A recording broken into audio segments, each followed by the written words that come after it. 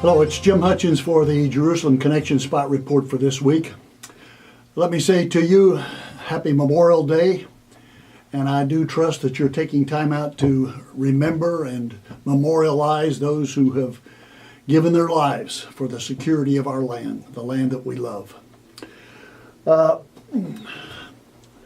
This is a decision for commitment of troops that comes from our Commander-in-Chief. Sometimes from Congress, it's a declaration of war. But there's going to be wars and rumors of wars in the days ahead. And we need leadership that is based upon a moral compass. Sadly to say, we don't have that today. But we do have a model that's been given to us in the Israeli government, the new government established by Prime Minister Netanyahu. He has maintained the foreign ministry portfolio for himself. That's equivalent to the Secretary of State here in this country. But there's a new foreign minister, a deputy foreign minister. Her name is Tzipi Hotovely. Tzipi Hotovely. And she's terrific. One newspaper said she was swept into office this past week using religious-based arguments and telling ministry employees all of the land of Israel belongs to the Jews. And what does she base that on? She bases that upon God's covenant promise to Abraham and his descendants. She bases it upon the scriptures. That's the moral compass for which we advocates, the Jews accepting and advocating their own support of their own land. She goes on, many times it seems that in our international relations, more than emphasizing the rightness of our cause, we're asked to use arguments that play well diplomatically. But at the time when the very existence of Israel is being called into question, it is important to be right. And that's why she bases her arguments upon the scriptures. The international community deals with the considerations of justice and morality.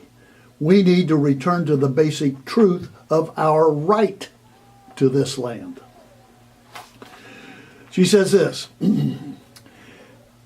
if I wear your coat because I'm cold, and I can prove pragmatically and analytically that it really is cold for me, the world will ask a primitive and analytical question. And the question is, who does the coat belong to? In this context, it is important to say that this coat is ours. This country is ours, all of it. We didn't come here to apologize for that. She says this regarding the Palestinians. More than they want a state of their own, they want to throw us out of our own. And this is why, as opposed to the other political parties in Israel today, it's why they are unable to compromise, because they don't have an image of a society of the future for which it is worth compromising. If the Jews were convinced in the righteousness of their path, and that is their land, they would manage the world. They would deal with the world. That's a strong statement on the part of a brave young woman whose moral compass is based upon the scriptures themselves. Now, as I said, there are going to be wars and rumors of wars in the days ahead, and our Commander-in-Chief will commit troops in varying degrees, sometimes on the ground, sometimes just in the air, whatever. But there will be men and women from this country that are committed to harm's way. We need to pray that we have a Commander-in-Chief whose moral compass has been destined and dictated to by God and by the scriptures of God. We don't have that today, but let's pray that we have that in the future.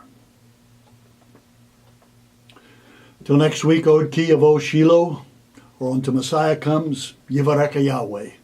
Yahweh richly bless you.